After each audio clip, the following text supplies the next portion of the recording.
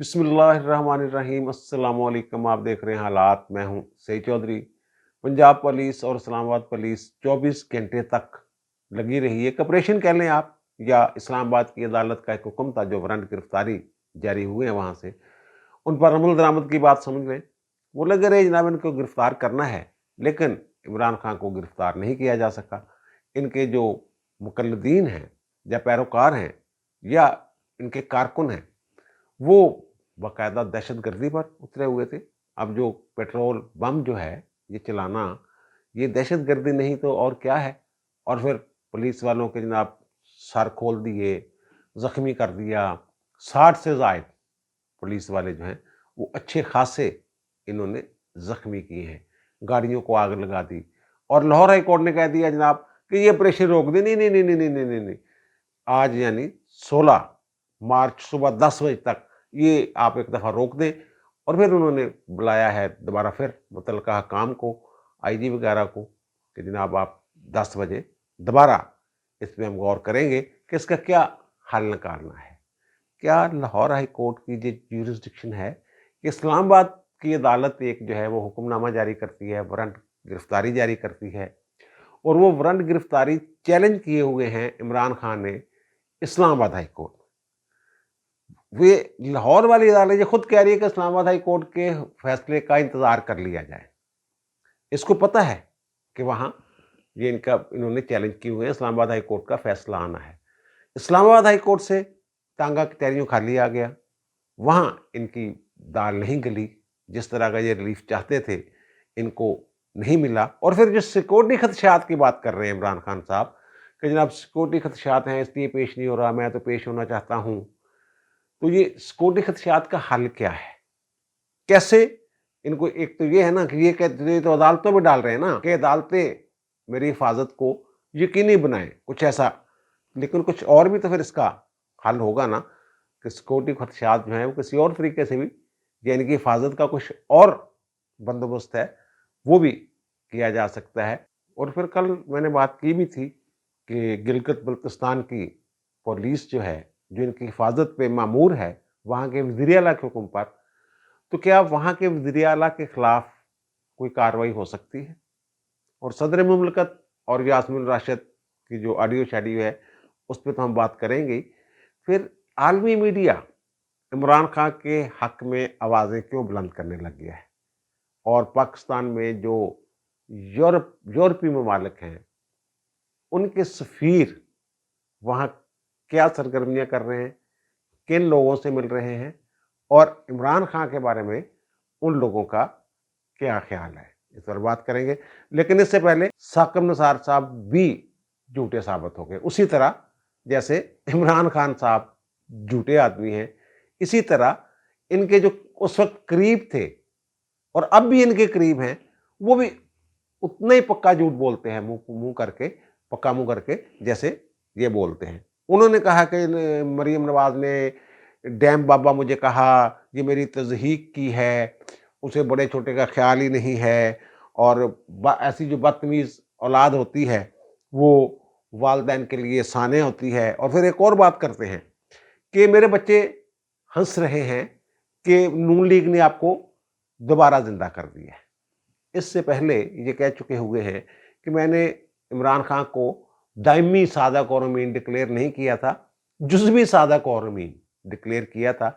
मेरे पास 3 नुकात जो हैं वो हनीफ अब्बासी केस में उठाए थे। मोहम्मद अकरम शेख साहब ने, जो सीनियर एडवोकेट हैं, उन्होंने, तो उनका मैंने फैसला किया था। वो 3 नुकात थे जनाब, बनी गाला वाला घर, फॉरेन फंडिंग, और तीसरा था ऑफशोर कंपनी जो इनकी निकली थी पनामा में, उस हवाले से।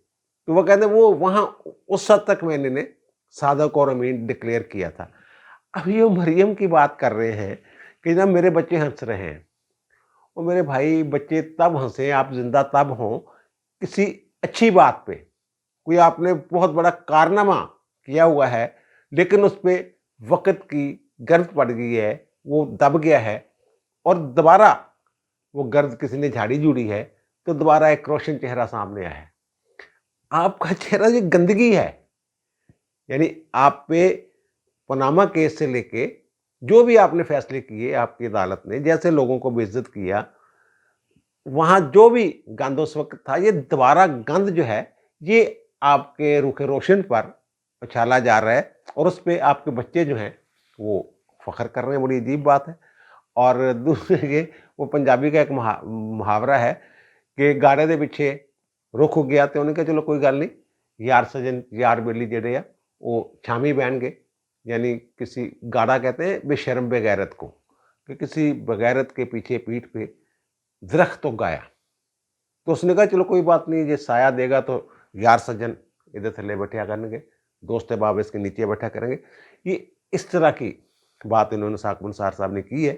اور دوسری بات جو کہہ رہے ہیں، جو 3 نکات جناب اکرم شیخ صاحب نے اٹھائے تھے، تو وہ میں نے فیصلہ کیا تھا، وہاں صادق اور امین تھا، وہ اس کا ریکارڈ جو ہے نا دوبارہ چیک کر لیں۔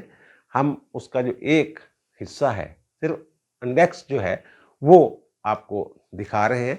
یہ اس میں عمران خان صاحب نے 20 جو ہیں بیان الفی اور مختلف درخواستیں دی تھیں، اور وہ سب سیلف کنٹراڈکٹری ہیں، ایک دوسرے سے متصادم میں متضاد ہیں۔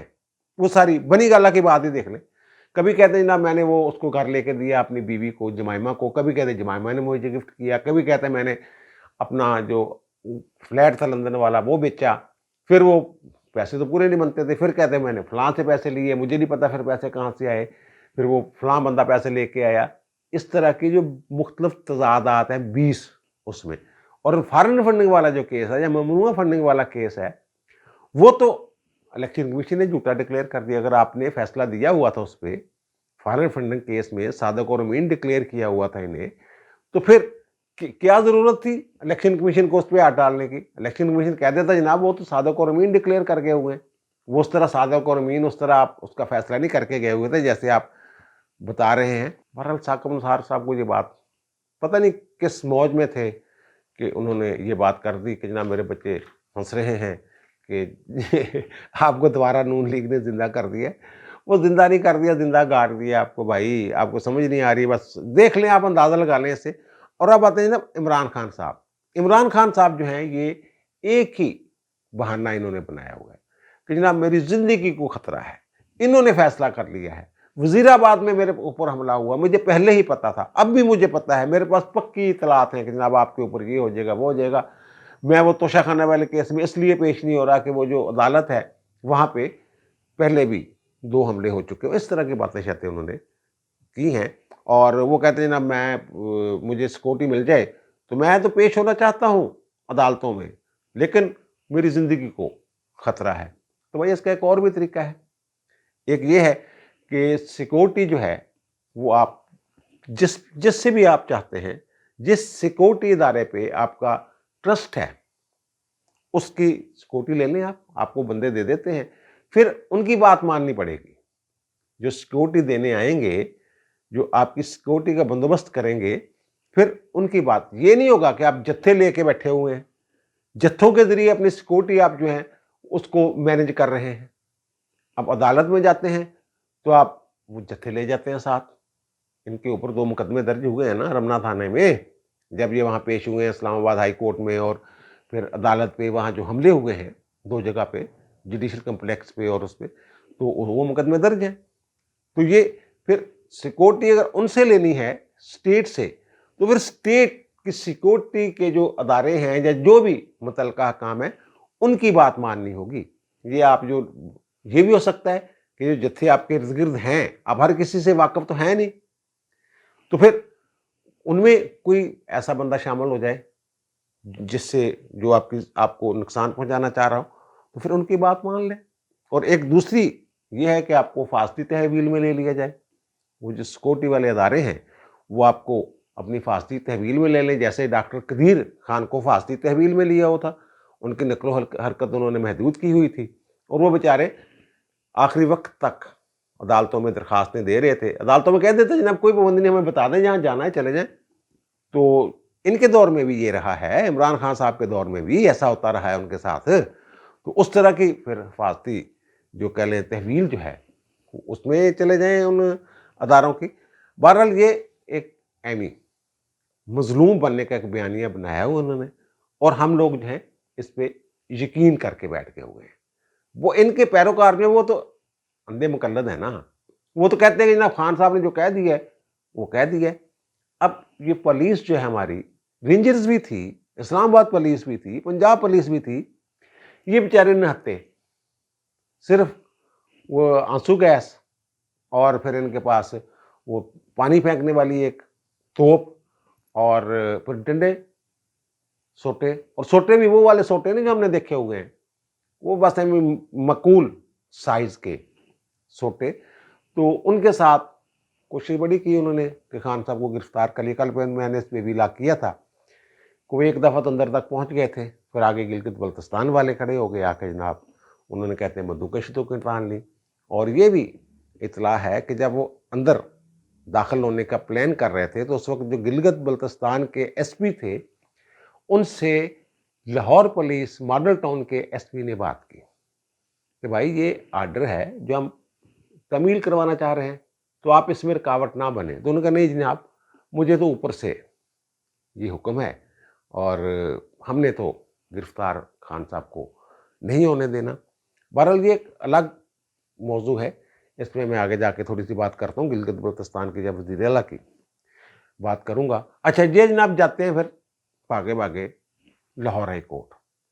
کل بھی انہوں نے کوشش کی تھی ایک دن پہلے، یعنی 14 مارچ کو، تو پھر یہ جاتے ہیں 15 مارچ کو ایک دن پہلے لاہور ہائی کورٹ کہ جناب لاہور ہائی کورٹ میں پہلے تو یہ چیف جسٹس کی عدالت میں چلے جاتے ہیں کہ وفد لے کے فواد چوہدری صاحب، اور انہیں پتا چلا جناب بڑی صورتحال مخدوش ہے، زمان پارک میں انسانی حقوق کی خلاف ورزی ہو رہی ہے۔ انہوں نے کہا جناب یہ آپ درخواست دیں، تو وہ جناب درخواست ہم تیار کر رہے ہیں، اور وہ انہوں نے کہا جناب وہ صبح سے یہ مسئلہ بنا، انہوں نے کہا جی کل سے مسئلہ بنا، انہوں نے کہا جناب صبح 8:30 بجے میری عدالت کھل جاتی ہے، آپ تو پھر لیٹ آئے ہیں۔ وہ جی خان صاحب سے درخواست میں سائن شائن کروانے، انہوں نے کہا جی خان صاحب کے سائنوں کی ضرورت ہی نہیں، کسی اور کے سائنوں سے آپ داخل کر دیں۔ تو پھر انہوں نے درخواست دائر کر دی جناب کہ یہ وہاں حقوق انسانی کی خلاف ورزیاں ہو رہی ہیں، اور صدر صاحب نے بیان دے دیا ہے کہ جناب وہاں جو عمران خان کی جو زندگی ہے اس کے لیے میں بڑا فکر مند ہوں، وہاں انسانی حقوق کی خلاف ورزیاں ہو رہی ہیں زمان پارک۔ اور بھائی میرے دوسرے فریق کو بھی کچھ سمجھائے، عمران خان کو بھی عدالتی حکم ہے، اس کو آپ اوبے کر لیں۔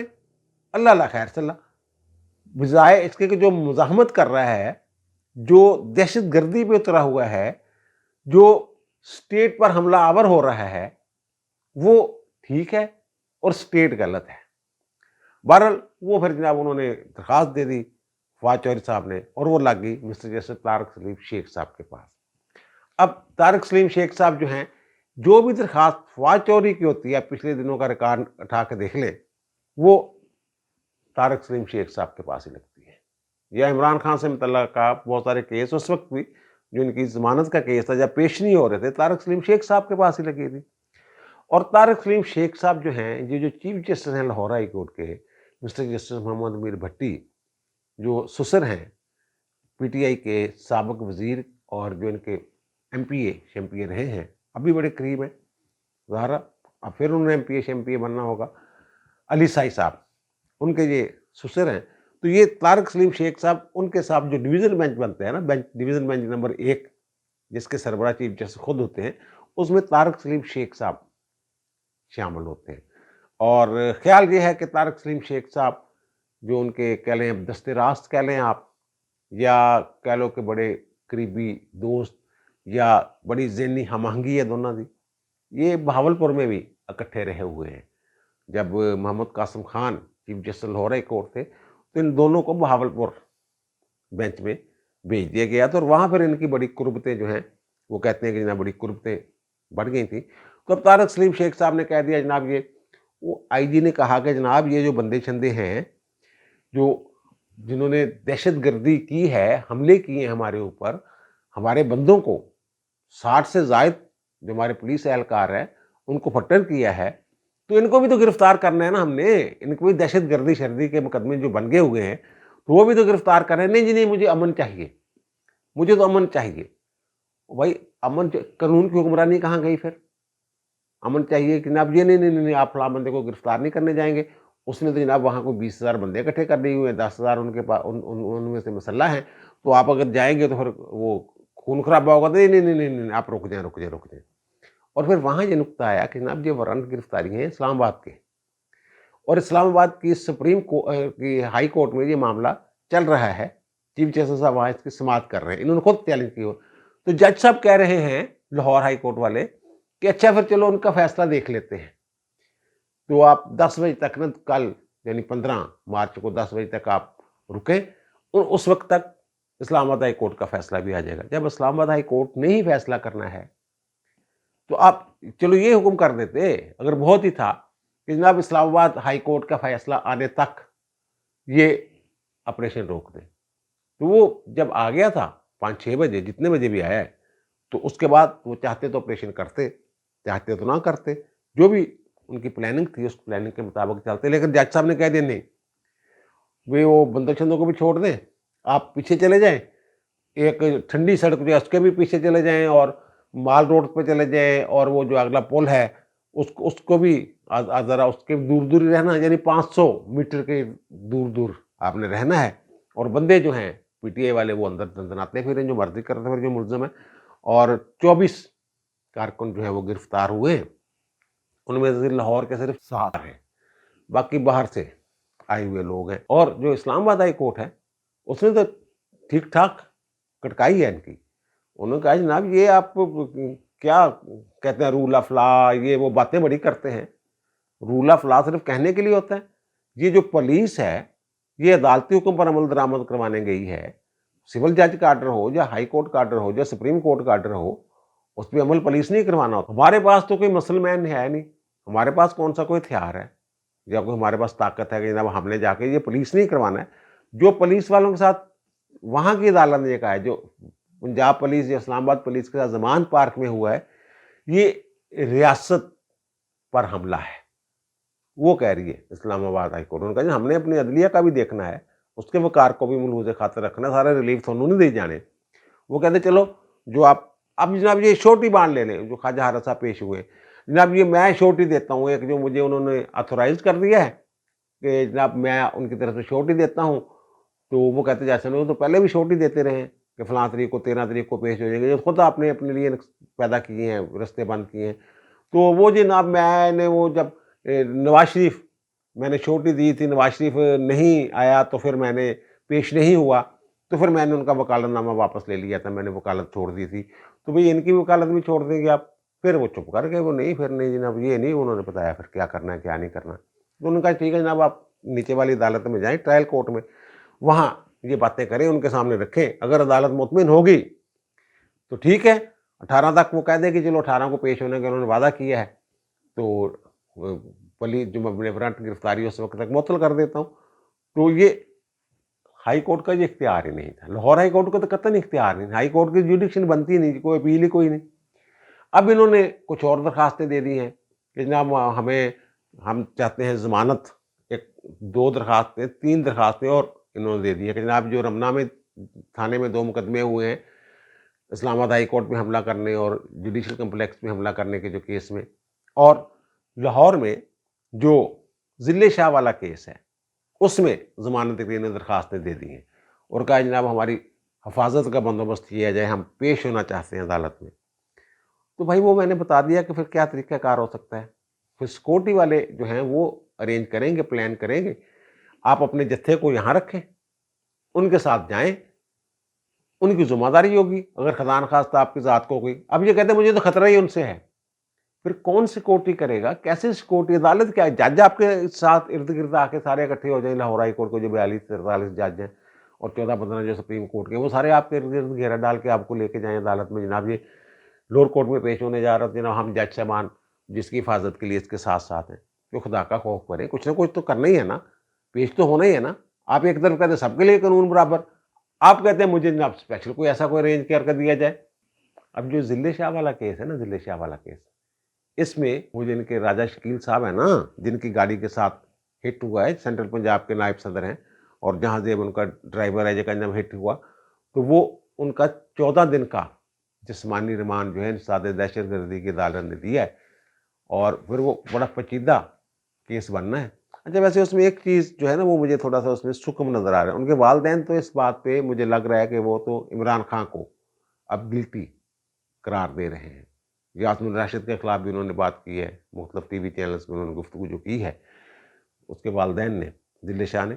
لیکن ایک چیز کی مجھے سمجھ نہیں آ رہی کہ اگر ایکسیڈنٹ ہوا ہے اس کا، تو وہ جو ایکسیڈنٹ جہاں پہ ہوا ہے وہاں ظاہر ہے بلڈ سٹین وغیرہ بھی ہوں گے، جب زخمی ہوا ہے وہاں پہ وہ 30-32 انجریز ہیں اس کو، تو وہاں وہ بلڈ بھی تو گرا ہوگا نا، تو وہ جو سین ہے کرائم سین اس کی تصور نظر نہیں آئی۔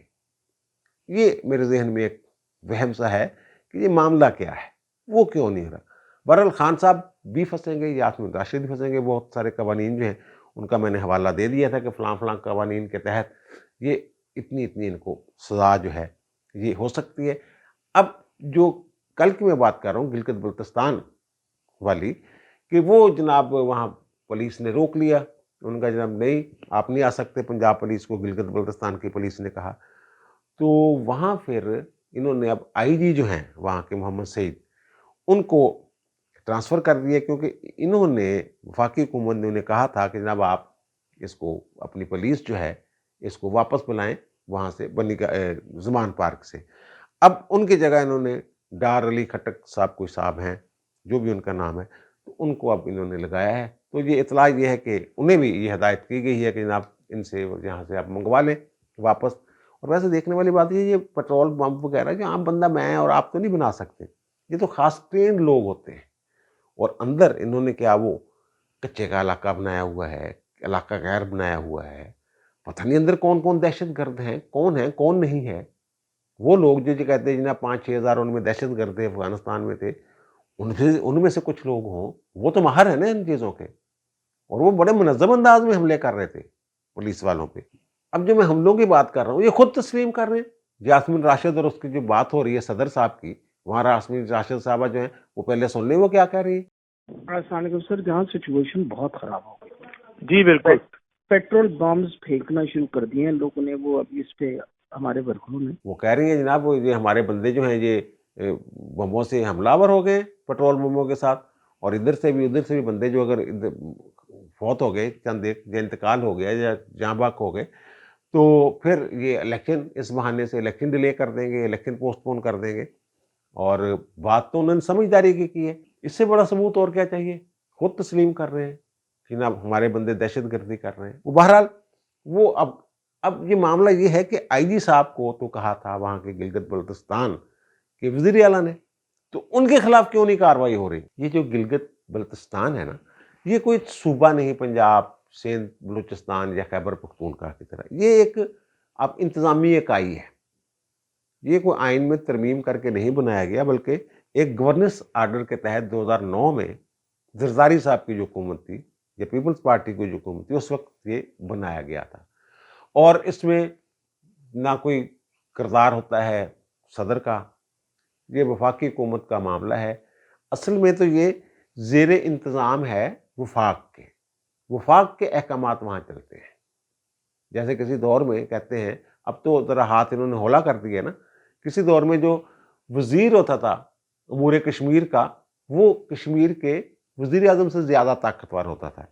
اسی طرح گلگت بلتستان کے جو وزیر اعلیٰ ہیں وہ تو تابع ہیں وفاقی حکومت کے۔ تو اگر یہ واقعتاً ایسے ہوا ہے کہ وہاں کی پولیس نے پنجاب پولیس پہ بندوقیں تانی ہیں، تو پھر ان کا وہاں بطور وزیر اعلیٰ رہنے کا کوئی جواز ہے نہیں۔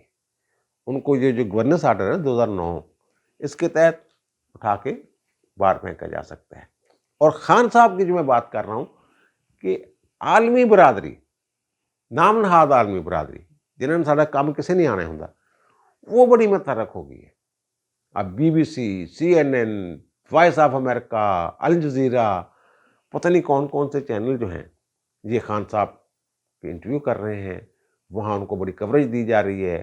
خان صاحب کی گرفتاری کے خلاف زلمے خلیل زاد صاحب جو ہیں ممکنہ وہاں بیان انہوں نے ٹھوکا ہے، کل میں نے اس پہ بات بھی کی ہے، آج باقی لوگوں نے بھی بات کی ہے اس پہ کہ جناب وہ کون ہوتا ہے۔ ہماری وزارت خارجہ جو ہے اس کے ترجمان نے بھی ان کی مذمت کی ہے کہ جناب یا کہہ لیں آپ ناراضگی کا یا तफजात का इजहार किया है कि आप कौन होते हैं हमारे मामलात में, हम बेहतर समझते हैं अपने मामलात को। चलो ये भी ठीक है। और फिर 2-3 साबिक सफ़ीर हैं जो यहूदियल नस्ल हैं, इन्होंने बड़ा शोर मचाया पिछले दिनों इमरान खान ने कि जनाब देखें उन्होंने भी ये आवाज़ बुलंद कर दी, उन्होंने भी ये कह दिया।